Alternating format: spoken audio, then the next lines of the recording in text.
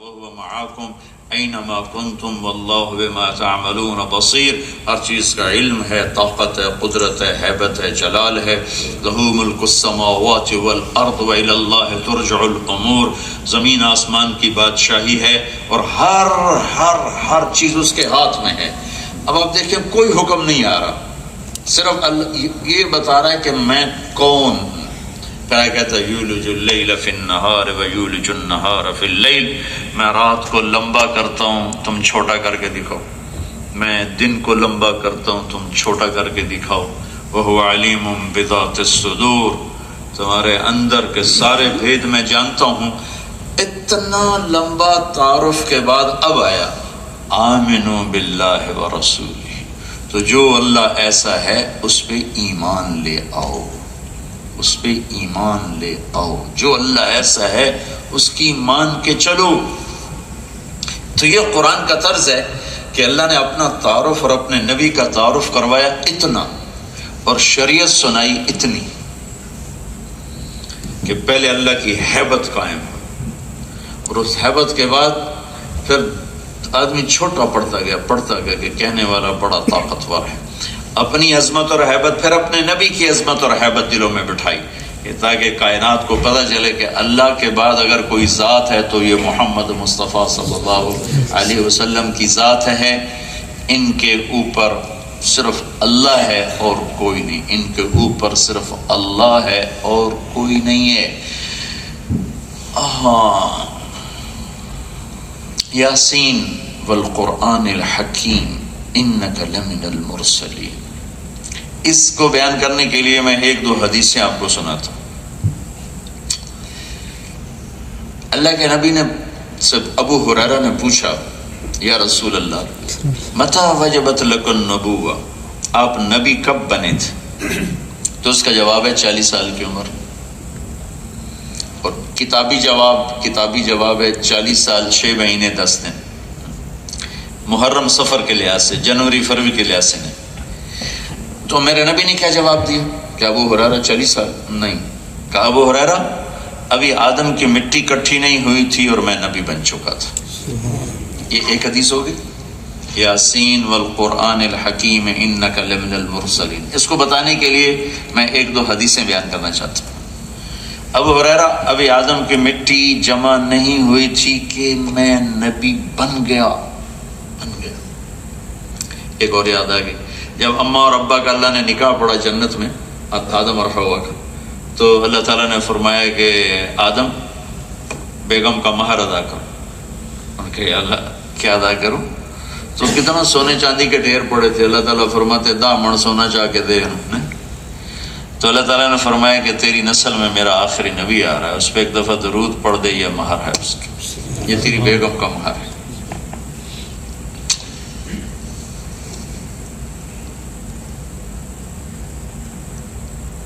آپ نے فرمایا کہ میرے اللہ نے 10 نام رکھے.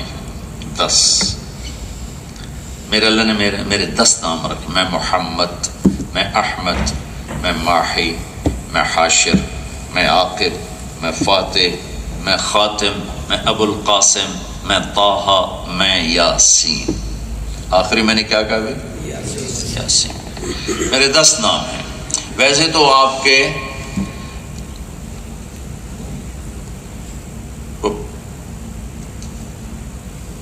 1177 نام میرے پاس ایک کتاب میں جمع ہے.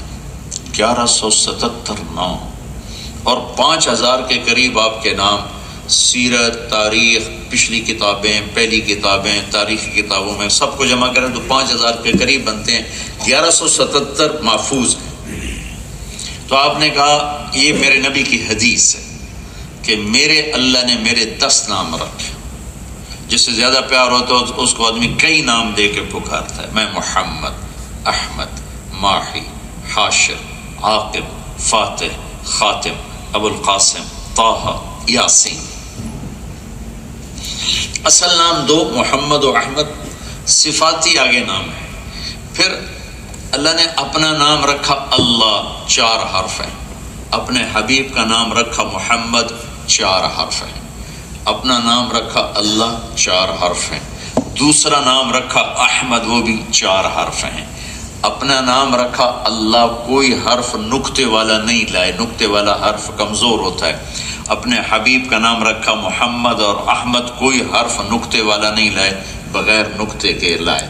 پھر لا الہ الا اللہ 12 حرف ہیں، اور محمد الرسول اللہ بھی 12 حرف ہیں۔ تول کے کلمہ آپ کو دیا، اور اپنی اور اپنے حبیب کی عظمت کو راسخ کرنے کا اللہ نے پورا انتظام کیا۔ آگے دلوں کی بدنصیبی ہے کہ یہ دولت ان کے اندر نہ اترے تو الگ بات ہے۔ تو آپ نے کہا میرا نام ہے یاسین، یاسین والقرآن الحکیم انک لمن المرسلین۔ اس آیت کو بتانے کے لیے بھی یہ میں باتیں کر رہا ہوں۔ پھر آپ نے فرمایا کہ اللہ تعالیٰ نے پیدائش کائنات، انسان نہیں، انسان کی عمر بہت تھوڑی اس کائنات میں، کائنات کو پیدا کرنے سے 1000 سال پہلے،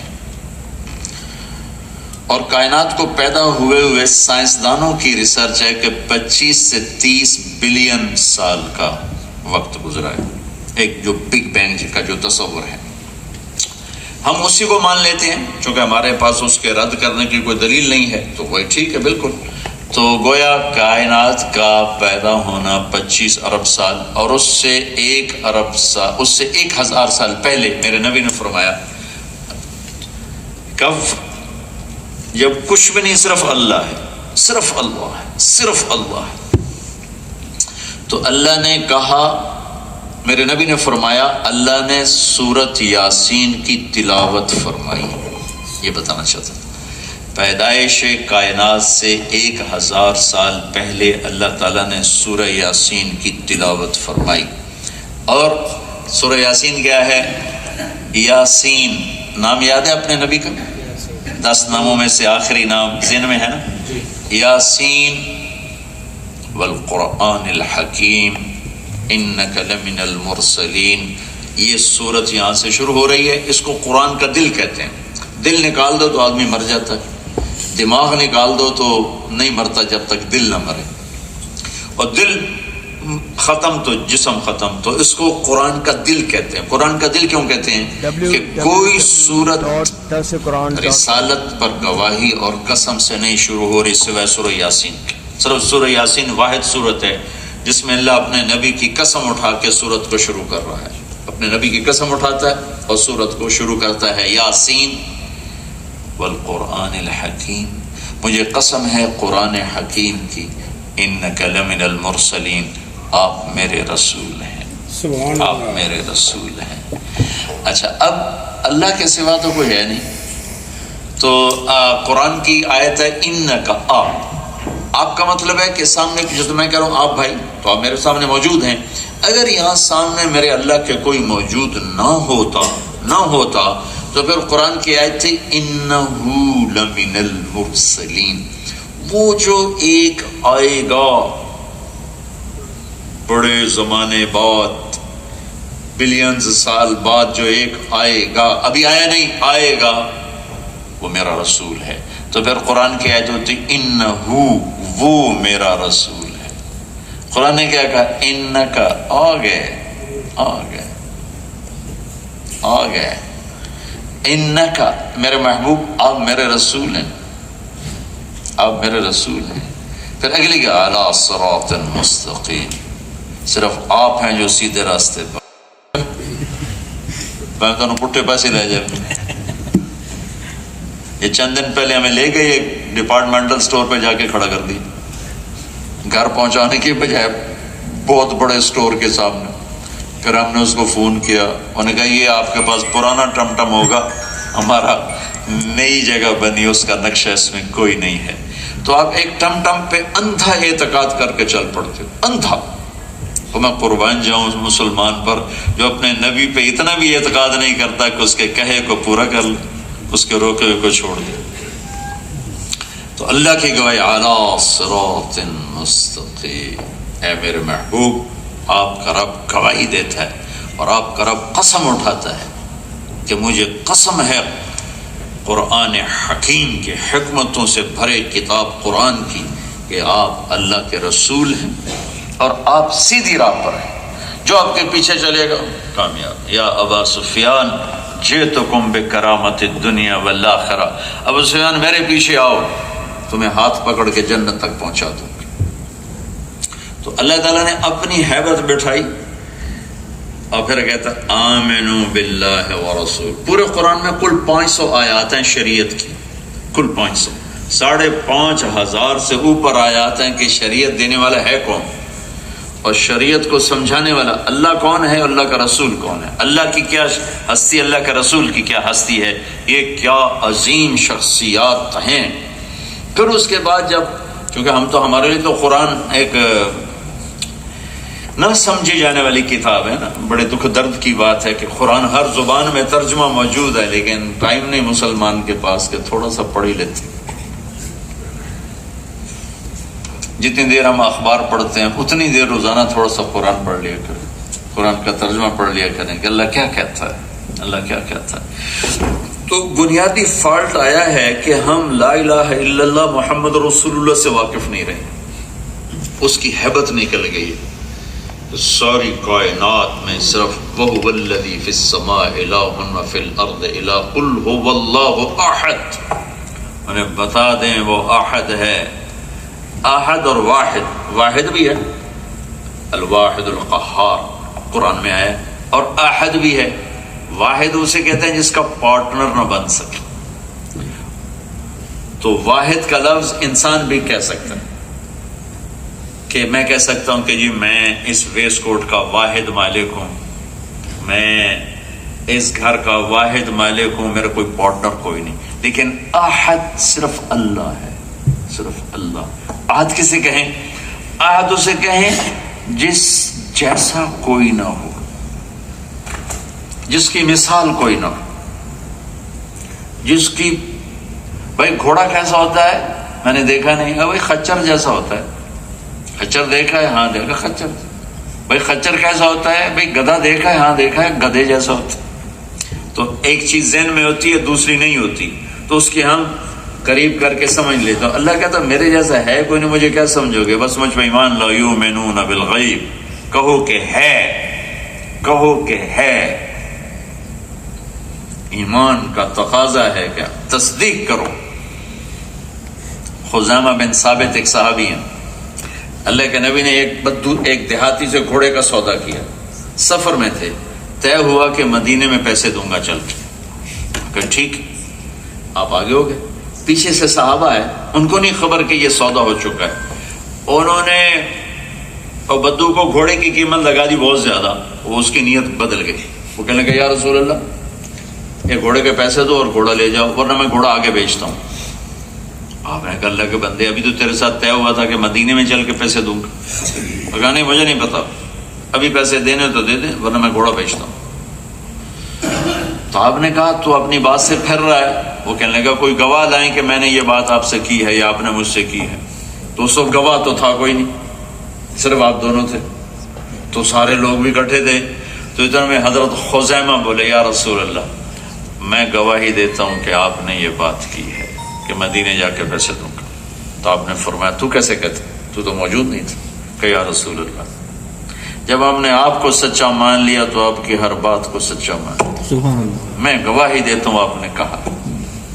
تو آپ نے کہا آج کے بعد خزیمہ جس کیس میں پیش ہوگا یہ اکیلا 2 کے برابر گواہ ہوگا، یہ 2 کے برابر اس کی گواہی ہوگی۔ یہ واقعہ نے قرآن کی ایک آیت کو بچا لیا، اس واقعے نے قرآن کی ایک آیت کو بچا لیا۔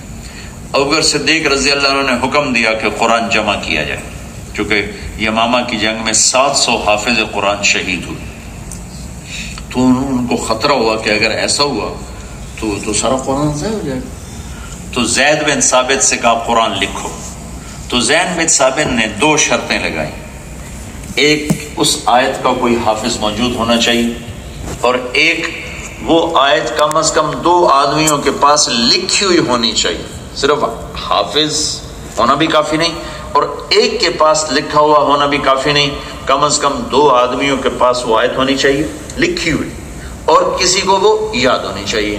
تو وہ جمع ہو گیا سارا قرآن۔ سورت توبہ کی آخری آیت جو اتنی خوبصورت آیت ہے، ہر دوسرے تیسرے بیان میں وہ میرے بیان کا حصہ بنتی ہے، لقد جاءکم رسول من انفسکم، میرے نبی کی تعریف ہے، عزیز علیہ ما عنتم حریص علیکم بالمؤمنین رؤوف الرحیم فإن تولوا فقل حسبی اللہ لا الہ الا هو علیہ توکلت وهو رب العرش العظیم۔ بہت خوبصورت تعریف کی اللہ نے اپنے نبی کی، بہت خوبصورت۔ اللہ نے اپنا نام کبھی کسی کو نہیں دیا، اپنے نام، لیکن اللہ کا اپنا نام ہے رؤوف الرحیم۔ اللہ نے یہاں اپنے نبی کو بھی فرمایا رؤوف الرحیم، بہت عالی شان۔ تو یہ آیت حافظ تو بہت تھے اس کے، لیکن کسی کے پاس نہیں ملی سوائے حضرت خزیمہ کی، صرف ان کے پاس تھی اور کسی کے پاس نہیں تھی۔ تو زید نے کہا میں یہ آیت نہیں لیتا۔ کہا کیوں نہیں لیتے ہو؟ کہا میں نے شرط رکھی تھی کہ 2 آدمیوں کے پاس ہوگی تو لوں گا ورنہ نہیں۔ وہ کہنے کہ مجھے جانتے ہو میں کون ہوں؟ کہاں جانتا ہوں۔ وہ بھول گئے، پچھلا واقعہ ان کو یاد نہیں، زید کو۔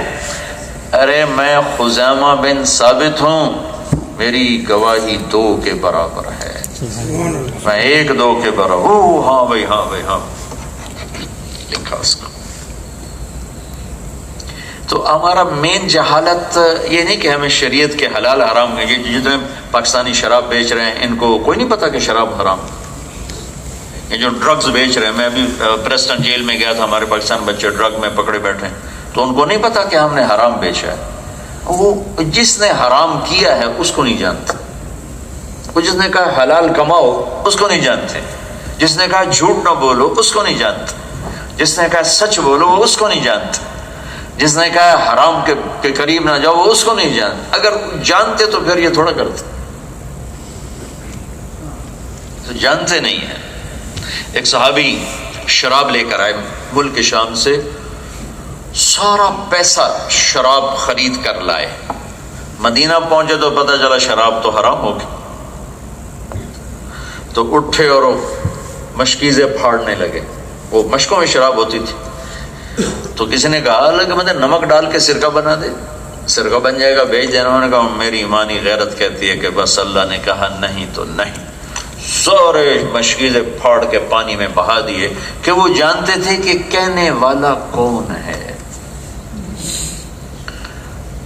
آپ جمعے کی نماز کے لیے کھڑے ہوئے یا کسی اور مقصد کے لیے، ویسے تقریر کے لیے کھڑے ہوئے، تو آپ نے کہا بھائی بیٹھ جاؤ، تو دیوار کے قریب عبداللہ بن رواحہ کا اونٹوں کا باڑا تھا، وہ وہاں صفائی کر رہے تھے، کان میں آواز پڑی بیٹھ جاؤ۔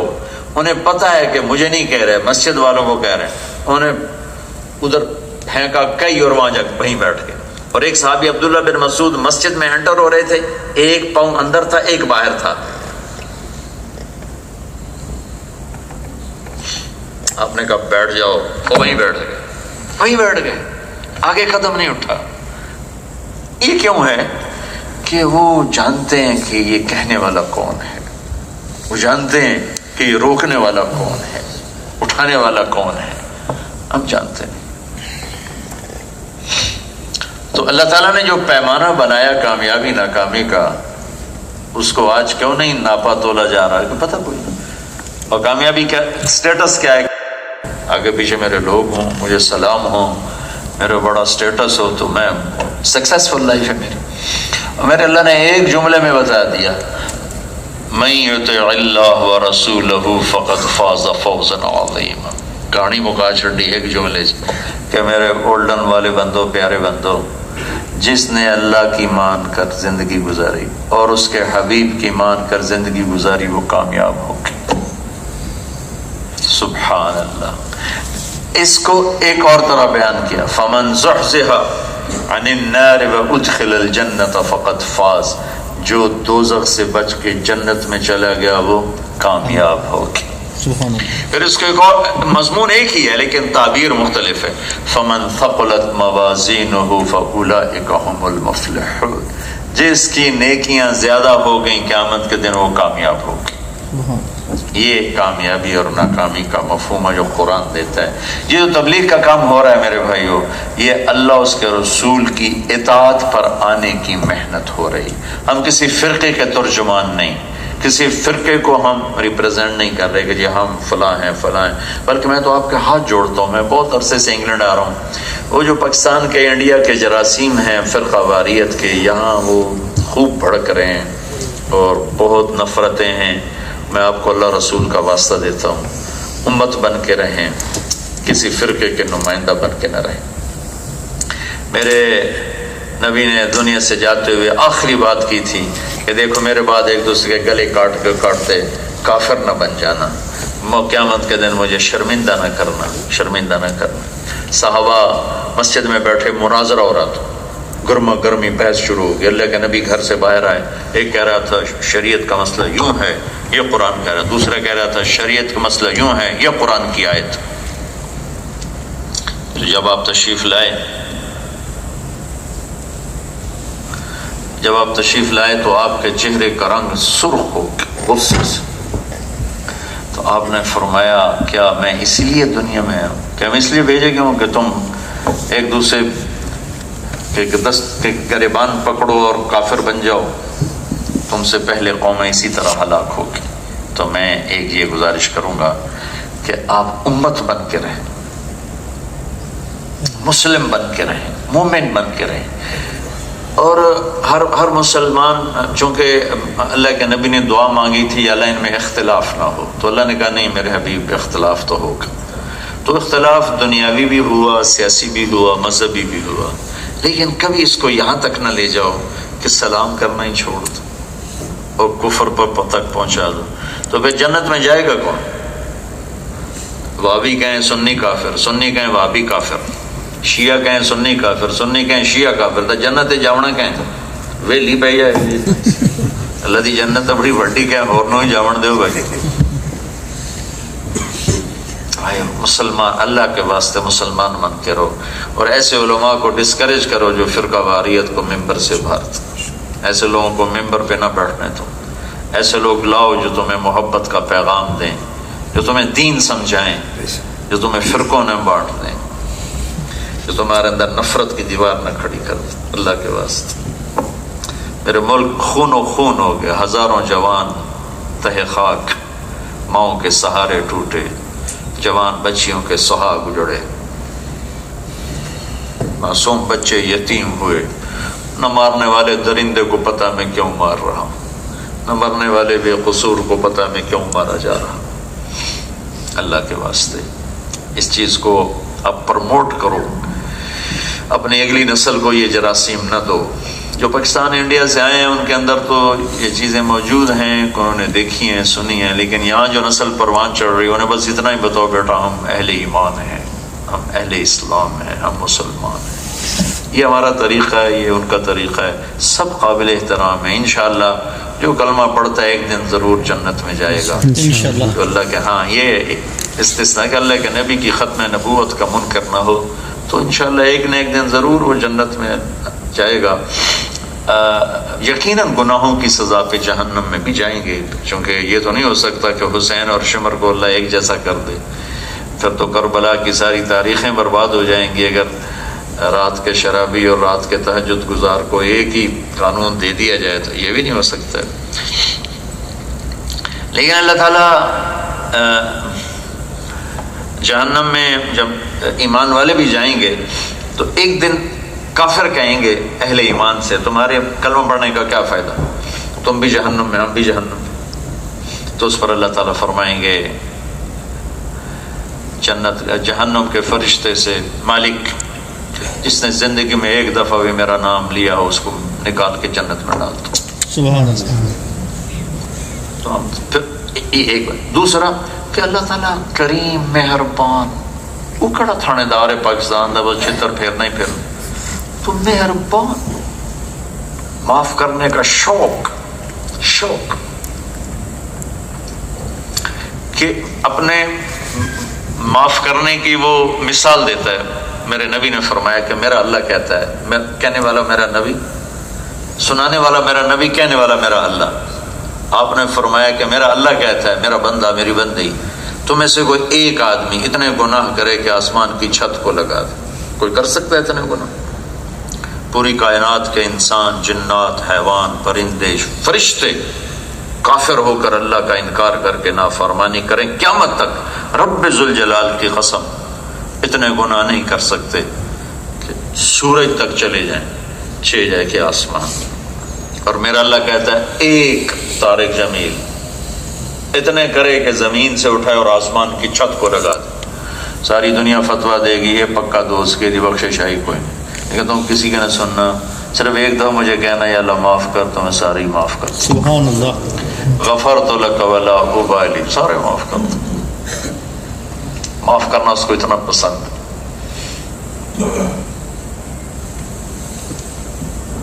میرے نبی نے ایک واقعہ سنا ہے، ترمذی شریف میں روایت، بنو اسرائیل میں ایک نوجوان تھا، اس کا نام تھا کفل، بہت عیاش نوجوان، بہت مالدار تھا۔ ایک رات ایک لڑکی کو لے کر آیا 60 دینار دے کر، ایک رات کے 60 دینار، 60 دینار کوئی 10 لاکھ روپیہ بنتا ہے پاکستانی سونے کے ریٹ کے لحاظ سے۔ اس نوجوان کے پاس کتنی دولت تھی جو ایک رات پر 10 لاکھ خرچ کر دیا۔ جب وہ کمرے میں اکیلا ہوا تو اس نے دیکھا وہ لڑکی رو رہی تھی، تو کفل نے کہا کہ میں نے زبردستی تو نہیں کی، تم خوشی سے آئی، کیوں رو رہی؟ تاکہ اس نے کہا کفل میں پیشہ ور نہیں ہوں، مجھے بھوک نے یہاں تک پہنچایا ہے، مجھے غربت نے یہاں تک پہنچایا ہے۔ اس پر میں ہمیشہ ایک اضافہ کیا کرتا ہوں اس بات کا، مالدار لوگ جب زکوٰۃ نہیں دیتے تو غریبوں کی بیٹیاں نیلام ہو جاتی، عزتیں نیلام ہو جاتی۔ انہوں نے کہا میں عزت دار ہوں،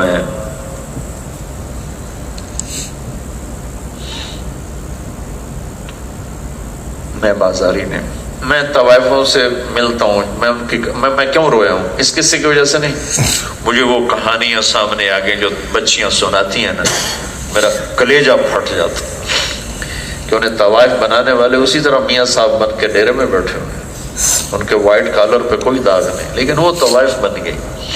چودھری صاحب اسی طرح چودھری ہیں، سردار بھی، میاں بھی، سیٹھ بھی، بیوروکریٹ بھی اسی طرح، لیکن گھنگرو باندھنے والی طوائف بن گئی، بدوانے والے میاں صاحب کے میاں صاحب ہیں۔ بڑی دکھ بھری داستان ہے، تم کیا کرو گے سن کے مجھ سے میری کہانی، بے لطف زندگی کے قصے ہیں پھیکے پھیکے۔ میں کہا کفل عزت دار ہوں، بھوک نہیں یہاں تک پہنچایا۔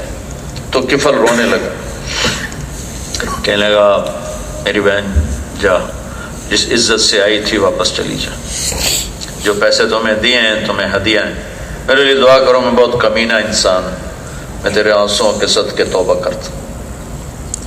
وہ لڑکی گھر پہنچ رہی اور پیچھے کفل مر گیا، اس کو نہیں خبر کہ آگے ہونے کیا والا ہے، کیا ہونے والا ہے۔ اگلے لمحے موت کھڑی تھی سر، مر گیا۔ جس طرح کا یہ نوجوان تھا، کل اس کا جنازہ پڑھنے کوئی نہ تھا، اس کو کندھا دینے اس کے اپنے بھی نہ تھا۔ میں اللہ پہ قربان جاؤں کہ اللہ سے بڑا قدردان کوئی نہیں، وَكَانَ اللَّهُ شَاكِرًا عَلِيمًا۔ میرے بندوں میں تمہارا بہت قدردان ہے، وَمَا قَدَرُ اللَّهَ حَقَّ قَدْرِهِ، میں نے تمہاری قدر کی ہے، تم نے میری قدر کوئی نہیں کی۔ تو اگلے دن اللہ تعالیٰ نے لکھا، یعنی اللہ تو غیب کا پردہ نہیں اٹھاتا، غیب تو غیب ہے، یؤمنون بالغیب، لیکن اگلے دن لوگوں نے دیکھا کہ کفل کے دروازے پر لکھا ہوا تھا ان اللہ قد غفر للکفل، لوگو اللہ نے کفل کو معاف کر دیا۔ سبحان اللہ۔ یہ کیوں لکھوایا؟ مطلب یہ تھا کہ اب یہ ہمارا دوست بن گیا ہے، جاؤ اس کے جنازے کا انتظام کرو، شاید کوئی آتا ہی نہ۔ تو بھائیو آپ سے گزارش ہے، جہاں بھی رہو، ایک میری بات، من یطع اللہ ورسولہ، ایک اللہ کو راضی کر لو، ایک اس کے رسول کو راضی کر لو۔ یہ تبلیغ کی محنت اس کی ترجمان ہے، ایک محنت ہو رہی کہ ہم اللہ اس کے رسول کو راضی کرنے والے بن جائیں۔ یہ نہیں کہ ہم سے گناہ نہیں ہوتے یا ہم فرشتے ہیں، وہ انسان ہی کیا جس سے گناہ نہ ہو، وہ انسان ہی کیا جس سے خطا نہ ہو، اور وہ انسان ہی کیا پھر جو نادم نہ ہو اور توبہ نہ کرے۔ انسان وہ ہے جو خطا کرتا ہے پھر بیٹھ کے روتا ہے آنسو بہاتا، اور باغی وہ ہے جو کہتا ہے کی ہو گیا، سارے کرتے پہن میں کیتا تھا کی ہو گیا، سارے شراباں بیچی جاندے میں بیچی تو کیڑی گل، یہ باغی ہے۔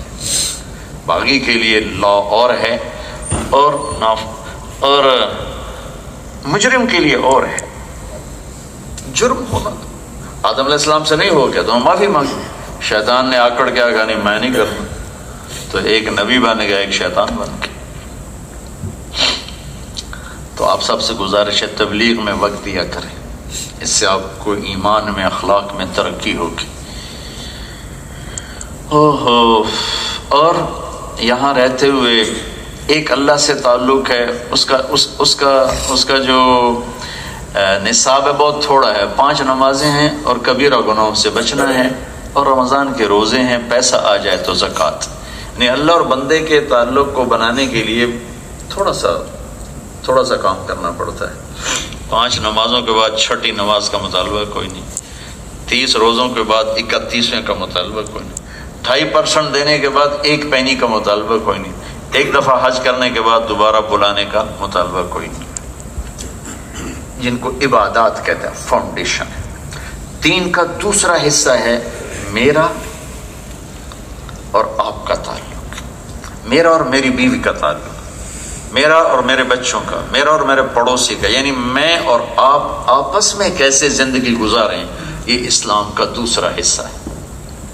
اس کے لیے ایک حدیث آپ کو سناتا ہوں، وہ سارے پورے اس کی ترجمانی کر دے گی کہ آج میرے یہ تیسرا بیان ہے اور میرا سر اب کہہ رہا ہوں بس چکر تھک چکا ہوں۔ عمر بن عبسہ نے پوچھا یا رسول اللہ مل اسلام، اسلام کیا ہے؟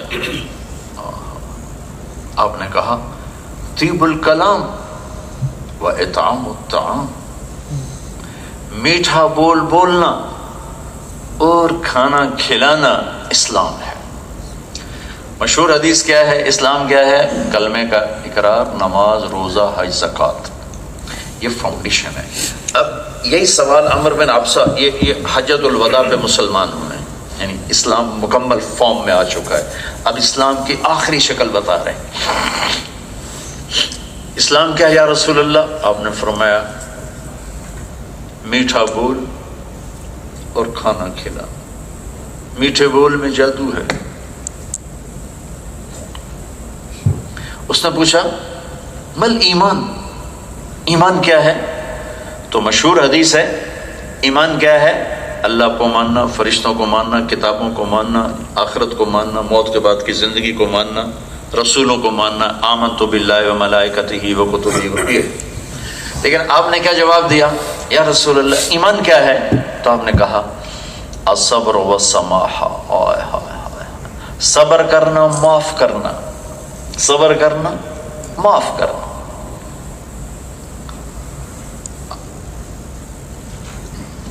میرا اور اللہ کے بندوں کا آپس میں تعلق کیسا ہونا چاہیے؟ اب یہ اسلام کا دوسرا پہلو جو عام طور پہ بیان نہیں ہوتا۔ میٹھا بول، میرے رب کی قسم 1000 نفلوں پر ایک میٹھا بول بھاری، ایک میٹھا بول جس سے کسی کی عزت بچ جائے، کسی کا دل رہ جائے، کسی کے آنسو پوچھ لیے جائیں، یہ ساری رات کے سجدوں پر یہ ایک بول بھاری ہوگا قیامت کے دن، ایک بول۔ میرے نبی نے فرمایا ساری زندگی رات نہیں سویا، تہجد پڑھی، اور ساری زندگی ناشتے کا نام نہیں دیکھا، روزے رکھے موت تک۔ فزیکلی ان کو جمع کرنا ناممکن ہے، ممکن ہے پہلی صدیوں میں کچھ چند لوگوں نے جمع کیا ہو۔ ایک آدمی اتنا بڑا مجاہدہ کر کے زندگی گزارتا ہے، اس کو کون پکڑے گا؟ آپ نے کہا جس کے اخلاق اچھے ہوں گے اس کو پکڑے گا، کراس کر دے گا۔ دوسری بات فرمائی ایمان کیا ہے؟ صبر کرنا، معاف کرنا۔ پھر وہ کہتا ہے اچھا یا رسول اللہ سب سے بہترین مسلمان کیا ہے؟ ای الاسلام افضل، سب سے بہترین اسلام کیا ہے؟ تو آپ نے فرمایا جو کسی کو تکلیف نہ پہنچائے، من سلم المسلمون من لسانہ و یدہ، جو ہاتھ اور زبان سے کسی کو تکلیف نہ پہنچائے، سب سے اعلیٰ درجے کا مسلمان۔ تو کہتا ہے ای الایمان افضل، سب سے اعلیٰ درجے کا ایمان والا کون ہے؟ سب سے اعلیٰ درجے کا ایمان کیا ہے؟ تو آپ نے کہا حسن الخلق، اچھے اخلاق سب سے اعلیٰ درجے کا ایمان۔ اور اچھے اخلاق کیا ہیں؟ تو آپ نے فرمایا تصل من قطعک وتعطی من حرمک وتعفو عمن ظلمک، جو توڑے اس سے جوڑو، جو تمہیں تمہارا حق نہ دے تم اسے اس کا حق ادا کرو، جو زیادتی کرے معاف کرو، یہ اچھے اخلاق۔ اور اگلے کیا فرمایا کہ جو یہ تین کام کر لے جنت نہیں جنت الفردوس کی چابی مجھ سے لے۔ سبحان اللہ۔ فلیٹ تیار، جنت نہیں جنت الفردوس۔ اللہ نے جنت بنائی، کن بن گئی، لیکن جب جنت الفردوس بنانے لگا تو اللہ نے کہ میرے نبی نے کہا اللہ نے جنت الفردوس کو اپنے ہاتھوں سے بنایا۔ سبحان اللہ۔ آپ نے کہا وہاں گھر لے کر دوں گا، تین کام کر لو، توڑنے والے سے جوڑو۔ الٹا لٹک کے چلا کاٹنا آسان ہے اور توڑنے والے سے جوڑنا مشکل ہے۔ تیرا حق کھا جانے والے کو اس کا حق پہنچا دو، یہ گرمی کے روزے آسان ہے، یہ مشکل ہے۔ جو زیادتی کرے معاف کر دو، بڑے اوکھے کام ہے، اس لیے اس کی قیمت بہت زیادہ بڑھا دی۔ جنت الفردوس میں گھر کی چابی میں سے لے لو۔ تو بھائیو، آپ کی اب چوتھی نسل یہاں ہے۔ پہلی نسل آئی تھی مزدوریاں کرنے، یہ بھی فدا حسین صاحب بتا رہے تھے، یہ یہاں یہ وہ صنعتی شہر تھا، ٹیکسٹائل کا تھا، تو ان کے پیرنٹس آپ کے پیرنٹس آئے مزدوریاں کرنے آئے، اللہ نے آپ کو کیا یہ میئر، اب میئر ہے، اللہ نے اب ان کو میئر بنایا۔ کتنی بڑی عزت کی بات ہے ہم سب کے لیے، آپ سب کے لیے، اور ہمارے لیے خوشی اور فخر کی بات ہے۔ ہماری چوتھی جنریشن ہے یہاں، لیکن مجھے دکھ درد ہے کہ ہماری جنریشن نے جو انہوں نے آپ کو دیا، ہماری نسل نے ان کو وہ لوٹا کے نہیں دیا۔ انہوں نے انصاف دیا، ہم نے ظلم دیا، انہوں نے دیانت دی، ہم نے دھوکے کی۔ انہوں نے ہمیں ہر پاسپورٹ دینے کے بعد انہوں نے کالے گورے کا فرق نہیں رکھا، لیکن ٹیکس چرائے تو پاکستان والوں نے، ڈرگز بیچی تو پاکستان والوں نے، جیلوں میں گیا ہوں، تاجروں سے ملا ہوں، دھوکہ دیا، جیلی پیپر بنائے، فراڈ کیے، نوجوانوں نے لڑکیوں سے شادیاں، جیلی شادیاں کر کے پیپر بنانے، مطلب ہر قسم کا ظلم کر کے پاکستان، میں تو پاکستان میں بھی کہتا ہوں ٹیکس دو، اگرچہ وہاں مفتی کہتے ہیں بھائی ٹیکس بچانا جائز ہے چونکہ حکومت خرچ ہی نہیں کرتی۔ میں مفتی تو ہوں نہیں کہ میں فتویٰ دوں، لیکن میں یہ کہا کرتا ہوں کہ بھائی چاہے حکومت ضائع کرتی ہے تو بھی ٹیکس ادا کرو، اگر تمہارا ضمیر نہیں مطمئن تو چلو صدقے کی نیت کر لو، صدقہ ہو گیا، صدقہ تو غیر مسلم کو بھی دیا جا سکتا، اور یہ گورنمنٹ تو خرچ کرتی ہے دیانتداری کے ساتھ، آپ سنسیئر ہے آپ کے ساتھ، پھر آپ ایک پرامن ملک میں ہو، آپ کو یہ خطرہ نہیں کہ کل ہمارے مکان پہ قبضہ ہو جائے گا، یا ہماری زمین پہ قبضہ ہو جائے گا، یا ہماری بیٹی کو کوئی اغوا کر کے لے جائے گا، کوئی بیٹے کو اغوا کر کے لے جائے گا اور ذبح کر کے سڑک پہ پھینک جائے گا۔ کتنے بڑے امن میں آپ لوگ ہو، پھر ہماری کمیونٹی دھوکہ بھی دے، ٹیکس بھی بچائے، فراڈ بھی کرے، جیلی پیپر بھی بنائے، ڈرگز بھی بیچے، بہت درد کی بات۔ پھر ہماری نسل پڑھائی میں بہت کمزور ہے، انڈین پڑھائی میں بہت آگے نکل گئے، چائنا والے آئے اور پڑھائی میں بہت آگے چلے گئے، غیر مسلم ہے، لیکن ہمیں پاکستانی نسل پڑھائی میں آگے نہیں ہے، ان کو پڑھنے کا ماں باپ نے پتہ نہیں ذوق نہیں پیدا کیا، کیونکہ ایک بڑا قصور ہوا جو میں 82 میں سب سے پہلے انگلینڈ آیا تھا، اور اس وقت میں اولڈم بھی آیا تھا، اس وقت خواب بھی نہیں دیکھا تھا کہ ایسی جگہوں پہ اللہ ہماری بات کروائے گا، اس کی بادشاہی ہے۔ تو انڈین، گجراتی، مسلمان، جہاں 4 پیسے ان کو ہاتھ میں آئے انہوں نے مسجد بنائی، مکتب بنایا، کمیونٹی سینٹر بنایا، اور اپنے بچوں کو پڑھانے کے لیے زور لگایا، اور اپنے بچوں کو کچھ ٹائم دی۔ ہمارے پاکستانی کمیونٹی نے کیا کیا؟ صرف پیسہ بنانے میں زور لگایا، بچوں کو ٹائم نہیں دیا، مسجد کا خیال نہیں کیا، کوئی مدرسے کا خیال نہیں کیا، ان کی سکولنگ کا کوئی پرواہ نہیں کہ بس کمائی کمائی کمائی کمائی، تو ہمارے بچے بہت زیادہ ضائع ہوئے۔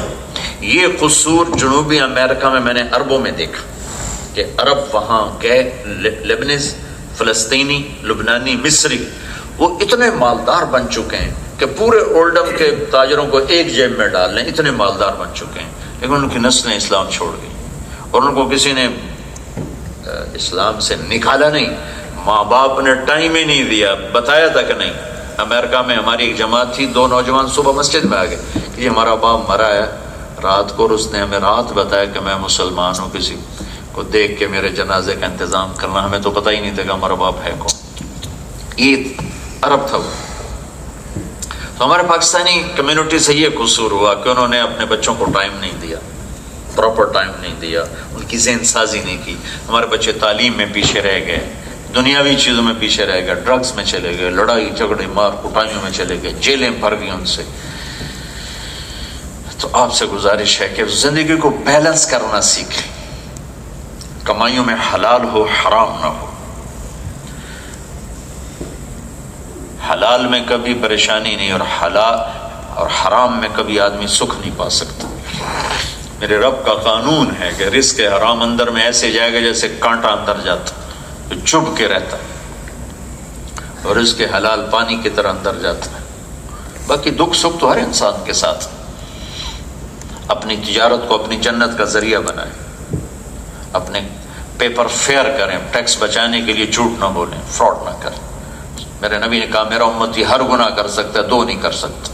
میرا امتی ہر گناہ کر سکتا ہے، 2 نہیں کر سکتا۔ ایک جھوٹ نہیں بول سکتا، ایک دھوکہ نہیں دے سکتا۔ اور آپ نے فرمایا جس نے دھوکہ دیا مجھ سے نہیں ہے۔ تو ہم اپنی زندگی کو نا اپنے نبی والا اور اپنے گھروں کو اپنی بیویوں کے ساتھ حسن سلوک رکھیں۔ یہاں طلاقیں بہت زیادہ ہو رہی، بہت زیادہ ہو رہی، چونکہ بچوں میں ٹالرنس نہیں ہے، برداشت نہیں ہے۔ برداشت کرنا ہم نے نہیں سیکھا، اپنی اولاد کو نہیں سکھایا۔ اللہ تعالیٰ مجھے بھی توفیق دے، آپ کو بھی توفیق دے۔ میرے نبی نے فرمایا بہترین انسان وہ ہے جو بیوی سے اچھا سلوک کرتا، اور آپ نے فرمایا میرا سب سے اعلیٰ سلوک ہے اپنی بیگمات کے ساتھ، اپنی بیویوں کے ساتھ۔